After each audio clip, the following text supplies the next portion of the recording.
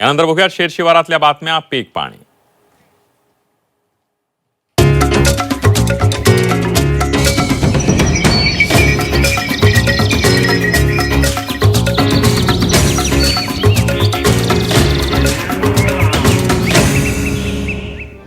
पीक पाणी powered by Green Harvest. Nature Care फर्टिलायझर्सचे नैसर्गिक पेंडीयुक्त खत. नेचर केअरची युक्ती, रासायनिक खतांपासून मुक्ती.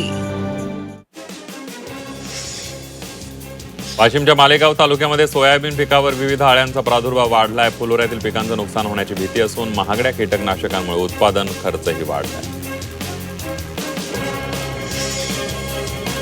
मंगरुळपीर तालुक्यातील बोरव्हा खुर्द इथं नीलगायींच्या कळपानं शेतकऱ्याचं उभं सोयाबीन पीक उद्ध्वस्त केलेलं आहे. ओमप्रकाश ठाकरे यांच्या 2 एकर शेतातील फुलावर आलेली सोयाबीन नीलगायींनी फस्त केल्यानं शेतकऱ्यांचं मोठं आर्थिक नुकसान झालंय. दरम्यान आता वन्य प्राण्यांपासून झालेल्या नुकसानीची भरपाई द्यावी अशी मागणी शेतकऱ्यांकडून केली आहे.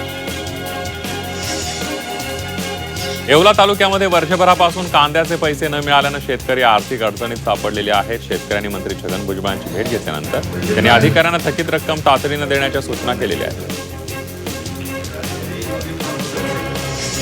मराठवाड्यात यंदा मान्सूनचं उशिरा आगमन आणि जून महिन्यामध्ये पावसाचं अल्प प्रमाण यामुळे खरीपाच्या केवळ 86% क्षेत्रावर पेरण्या पूर्ण झालेल्या आहेत. मराठवाड्यातील शेतकऱ्यांनी यंदा कापसाऐवजी सोयाबीनला पसंती दिली आहे. लातूर आणि परभणी जिल्हे वगळता उर्वरित 6 जिल्ह्यांमध्ये सोयाबीनची सरासरीपेक्षा जास्त क्षेत्रावर पेरणी झाली आहे.